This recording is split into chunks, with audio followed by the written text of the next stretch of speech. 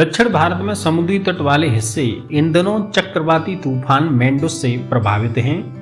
तमिलनाडु के तट करीब इस समुद्री तूफान के पहुंचने के कारण इस प्रदेश के कई हिस्सों में भारी बारिश हुई है, जिससे काफी जनधन की हानि हुई है। राहत और बचाव कार्यों के लिए तमिलनाडु राज्य आपदा प्रतिक्रिया बल की 40 सदस्यीय टीम के अलावा 16,000 पुलिसकर्मियों और 1500 होमगार्ड जवानों को तैनात किया गया है। जिला आपदा राहत की 12 टीमें रिजर्व में हैं।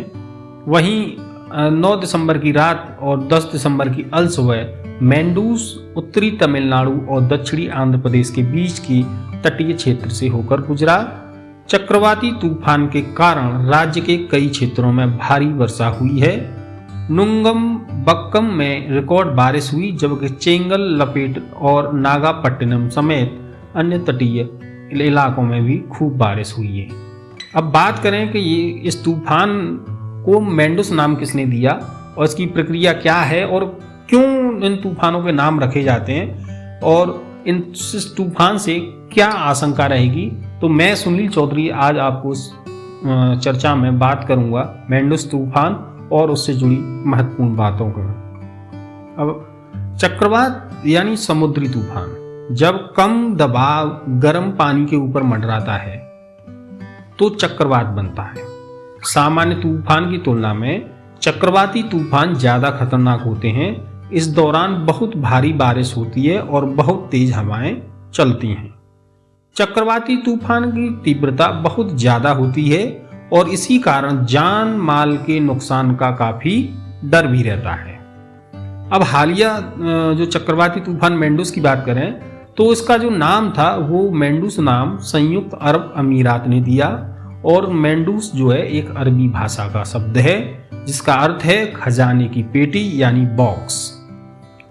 ठीक है, अब बात करें कि आखिर ये तूफानों के नाम क्यों रखे जाते हैं, तो विश्व मौसम विज्ञान संगठन यानी WMO के अनुसार किसी विशेष भौगोलिक स्थान या दुनिया भर में एक समय में एक से अधिक चक्रवात भी हो सकते हैं और ये हफ्ते भर या उससे अधिक समय तक जारी रह सकते हैं। ऐसे संकट के समय में भ्रम से बचने, आपदा जोखिम संबंधी जागरूकता, प्रबंधन और राहत कार्य में मदद के लिए हर तूफान को एक नाम दिया जाता है। अच्छा, ये प्रक्रिया कैसे होती है नाम की, तो आपको बताएं कि 1953 से अटलांटिक उष्णकटिबंधीय तूफानों का नामकरण अमेरिका में राष्ट्रीय तूफान केंद्र के द्वारा तैयार की गई सूचियों में से रखा जाता है। शुरुआत में तूफानों को मनमाने नाम दिए जाते थे। 1900 के मध्य से तूफानों के लिए नामों का उपयोग किया जाने लगा और क्षेत्रीय विशिष्ट मौसम विज्ञान केंद्र और उष्णकटिबंधीय चक्रवात चेतावनी केंद्र यानी CWC द्वारा चक्रवातों का नामकरण किया जाता है। चक्रवातों के नाम रखने वाले पैनल में भारत समेत 13 देश शामिल हैं।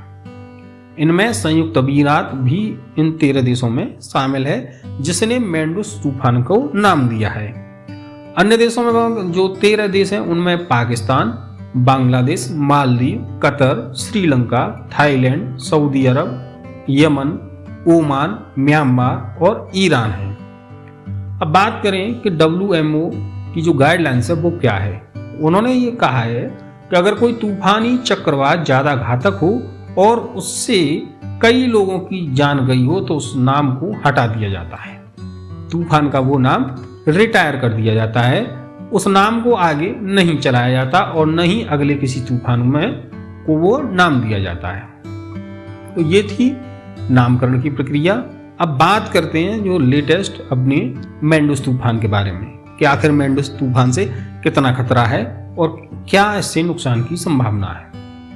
IMD ने कहा है कि डॉपलर मौसम रडार चक्रवात की निगरानी कर रहे हैं। तो 24 घंटे से कम समय के लिए एक गंभीर चक्रवाती तूफान के बाद एक चक्रवाती तूफान के रूप में तब्दील हो गया है। यह अब चेन्नई से कुछ दूरी दक्षिण पूर्व कराईकल से मीटर पूर्व उत्तर में स्थित है।